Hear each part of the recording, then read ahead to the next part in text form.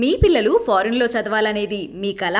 మీ కలను నిజం చేసే ఏకైక సంస్థ Videsh consults. Welcome to I dream. నేను మీ సురేఖ. ఇవాళ మనతో పాటు ఉన్నారు ప్రముఖ లైఫ్ కోచ్ వెంకట్ కొల్లూరు గారు. వారితో మాట్లాడదాం. నమస్కారం సార్. నమస్కారం మేడం. సార్, జనరలీ కళలు కనటం అనేది ప్రతి ఒక్కరి జీవితంలో ఉంటుంది సార్.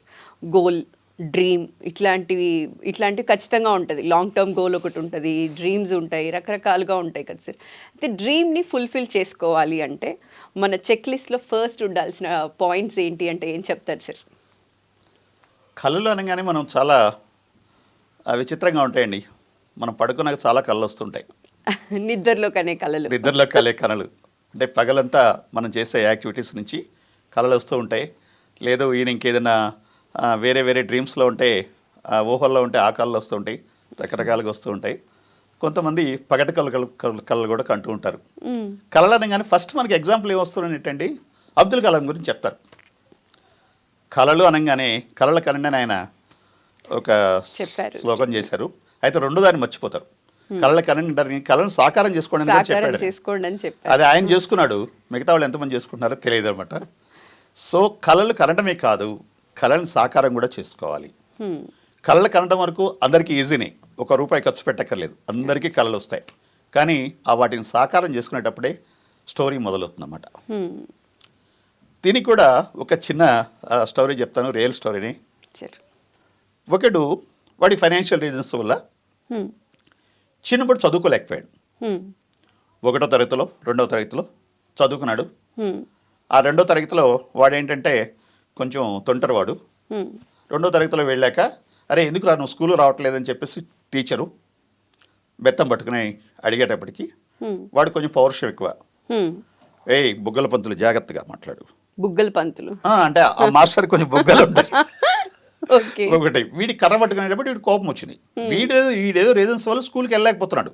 ఇంట్లో ప్రాబ్లమ్స్, ఫైనాన్షియల్ ఇష్యూస్, లేకపోతే తిండి లేకో వీడు వెళ్ళలేకపోతున్నాడు. కానీ టీచర్కి అది తెలియదు కదా. అతను ఏంటి జనరల్ వీళ్ళు అందరు స్టూడెంట్స్ మాట్లాడి పెడతాడు. బెత్తం అంత ఆ రోజుల్లో ఏంటంటే బెత్తం తీసుకుని కొట్టేవాడు. ఇప్పుడు స్కూల్లో ఒక మాట అంటే ఒప్పుకోవట్లేదు. సో ఇప్పుడైతే చాలా సెంట్రల్ స్కూల్ అయితే ఈ మంచి చూశాను నేను. వాళ్ళ క్లాసెస్ ఇవ్వడానికి వెళ్ళినప్పుడు చెప్తే ప్రిన్సిపల్ గారు టీచర్స్ ఫస్ట్ చెప్పే మాట ఏంటంటే, మీరు చదువు ఎంత చెప్తారో నాకు తెలియదు, పిల్లల్ని కోప్పడ్డం గదవడం మాత్రం చేయకండి దయచేసి అని టీచర్స్కి ఇస్తారన్నమాట. సో అలా వాడు ఏం చేస్తాడంటే, బొగ్గల పంతులు అని చేయాలంటప్పటికి ఇంకా అంటే ఊరుకుంటే టీచర్ ఊరుకోరు కదండి, వెంటబడేది అదే పారిపోయాడు. అదే అండి స్కూల్. ఆ తర్వాత ఇబ్బందుల వల్ల వాటి వల్ల వీడు ఆ పని ఈ పని చేసుకుంటూ ఉన్నాడు. 15 ఏళ్ళు 16 ఏళ్ళు వచ్చేసాయి. వచ్చినప్పుడు వాళ్ళ ఫ్యామిలీలో వాళ్ళ సిస్టర్ ఇంటికి వెళ్ళాడు. సిస్టర్ ఇంటికి వెళ్ళినప్పుడు వాళ్ళ బావగారు ముందు కూర్చొని అందరూ భోజనం చేస్తున్నారు. వాళ్ళ సిస్టరు, వాళ్ళ బావగారు, ఇంకా పిల్లలంతా భోజనం చేస్తున్నారు. వీడికి ఏంటంటే ఏదైనా తెలిస్తే దాన్ని డిబేట్ చేయడం అలవాటు వీడికి. డిబేట్ చేస్తూ ఏదో విషయం వస్తే వాళ్ళ సిస్టర్తో చెప్పిందని, అక్క నువ్వు చెప్పింది తప్పు, నువ్వు చెప్పింది కరెక్ట్ కాదు అన్నాడు వీడు. వెంటనే వాడి బావగారు ఏం చేశాడంటే, అరే అక్క చదువుకుందిరా, నువ్వు చదువు సంధ్యలేని వెదవి, నువ్వు అక్కని కాదంటావేంటే, అక్క చెప్పింది విను అన్నాడు. అప్పుడు వాడి టిగ్గర్ అయిపోయింది. ఏంటి చదువుకుంటేనే మనం మాట్లాడగలమా? అంటే చదువుకుంటే తప్పు చెప్పినా కూడా రైట్ అని మనం యాక్సెప్ట్ చేయాలా? చదువుకోకపోతే అది రైట్ అని కూడా తప్పని అంటారా?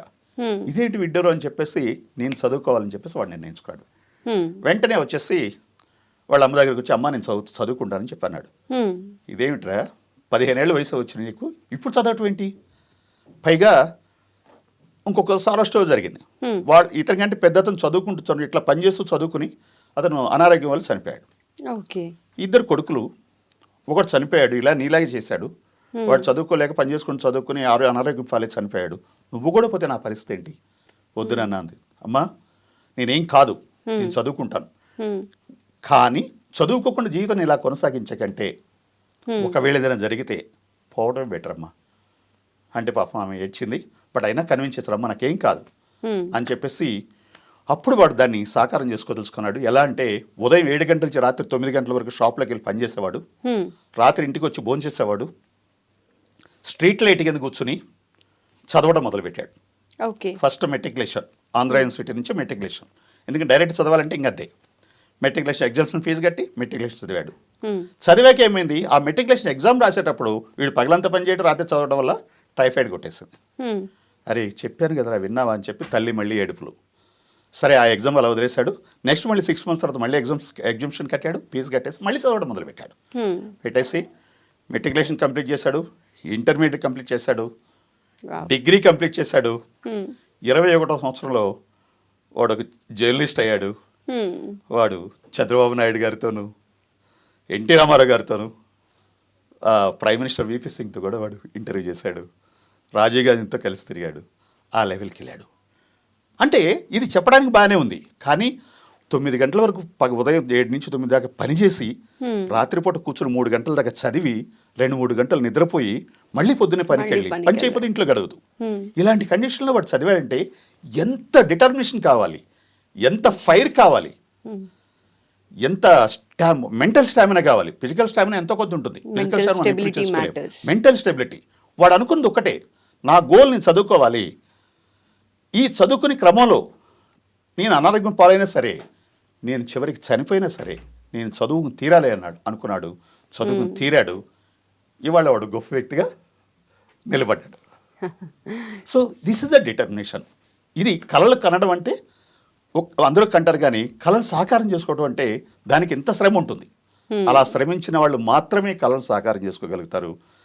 అబ్దుల్ కలాం చెప్పిన నిర్వచనానికి వీళ్ళు ఒక ప్రతీకలుగా నిలబడతారు.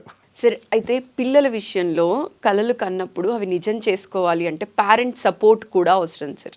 సో పేరెంట్ సపోర్ట్ ఎలా ఉండాలంటే ఏం చెప్తారు సార్? తప్పకుండా అండి. పేరెంట్స్ సపోర్ట్ ఇవ్వడంలో వాళ్ళు అసలు మినహాయింపే ఉండదు. పిల్లల కోసం వాళ్ళు వాళ్ళ పంచ ప్రాణాలు ఇస్తారు. దానిలో అసలు మినహాయింపు ఇంకొక ఆలోచనగా మనం వెళ్ళడానికి వీల్లేదు. కాకపోతే మనం ఏమనుకున్నాం అంటే వాళ్ళకి కావాల్సిన దానికి, వాళ్ళకి కావాల్సిన విధంగా వాళ్ళు చదువుకునే దానికి కావాల్సిన ఆర్థిక సదుపాయాలు, ఆహార సదుపాయాలు, లేకపోతే వాళ్ళకి ఇంకేదైనా అకాడమిక్గా ముందుకెళ్ళడానికి కావాల్సిన సదుపాయాలు కల్పిస్తే చాలండి. పిల్లలు ఈ రోజున మనం గుర్తుపెట్టుకోవాల్సిన ముఖ్యమైన విషయం ఏంటంటే పిల్లలకి ప్రత్యేకంగా ఏం చెప్పక్కలేండి. ఇవాళ ఇన్ఫర్మేషన్ టెక్నాలజీ డెవలప్ అయ్యాక వాళ్ళకి అన్నీ తెలుసు. తెలియకపోతే వాళ్ళు చర్చ చేసి తెలుసుకుంటున్నారు, లేదంటే మంచి మిత్రులను వెతుక్కుంటున్నారు. ఆ మిత్రుల ద్వారా అన్ని విషయాలు తెలుసుకుంటున్నారు. కెరీర్ విషయము, చదువుకునే విషయము, ఎలా చదవాలి, ఎలా వెళ్ళాలని అన్నీ వాళ్ళకి తెలుసు. వాళ్ళకి అడిగిన దాన్ని పేరెంట్స్ సమకూరిస్తే డెఫినెట్గా అద్భుతంగా వాళ్ళ కళలు వాళ్ళు సాకారం చేసుకోగలుగుతారు.